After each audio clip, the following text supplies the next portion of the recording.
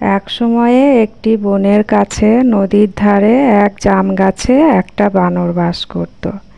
সেই গাছে সুডোল নিটোল রসালো টসটসে রাশি রাশি মিষ্টি জাম হতো। বানরটি মনের আনন্দে জাম খেত। এক কুমির থাকতো নদীতে। কুমিরের সঙ্গে বানরের খুব বন্ধুত্ব। কুমিরটি রোজ বানরের কাছে আসতো মিঠে জাম খেতে। সারাদিন ধরে গল্প করে জাম খেয়ে সন্ধ্যার সময় কুমির ফিরে যেত বাড়িতে। বাড়ি ফেরার সময় কুমির তার বউর জন্য জাম নিয়ে যেত। এইভাবে দিন যায়। একদিন কুমির বেরোবার সময় তার বউ তাকে ডেকে বলল, আচ্ছা, রোজ রোজ এই এত চমৎকার ফল কোথা থেকে আনো বলো তো? কুমির বলল, নদীর ধারে জাম গাছে এক বানর থাকে, সেই আমাকে জাম দেয় আর তোমার জন্য জাম উপহার পাঠায়। কুমিরের বউ ছিল খুব লোভী এবং শয়তান।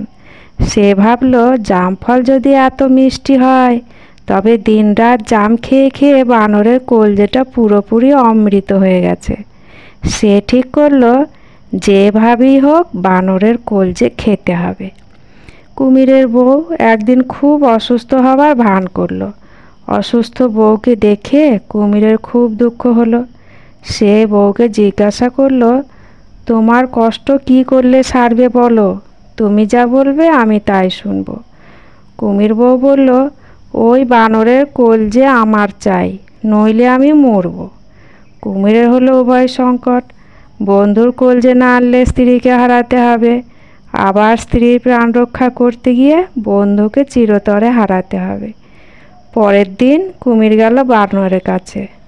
বানরকে কুমির বলল, দেখো বন্ধু, তুমি রোজ আমাকে এত যত্ন করো। আমার বউ বলেছে রোজ রোজ বন্ধুর বাড়ি থেকে খেয়ে আসো, একদিন তাকে নেমন্তন্ন করতে পারো না?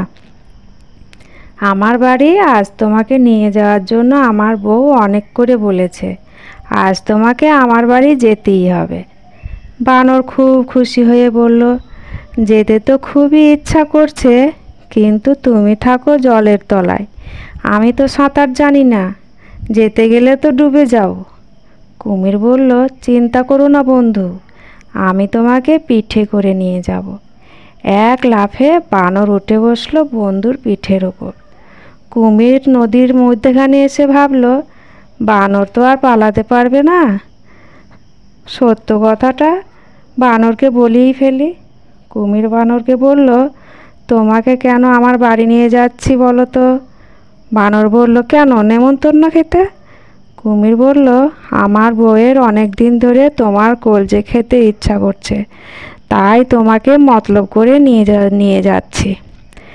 বানর ভয় পেয়ে গেলেও সাহস করে বলল, বৌদি কলজে খেতে চেয়েছেন, সে তো খুব আনন্দের কথা, কিন্তু ভাই কলজেটা যে আমি জাম গাছের একটা কোটরের মধ্যে রেখে এসেছি।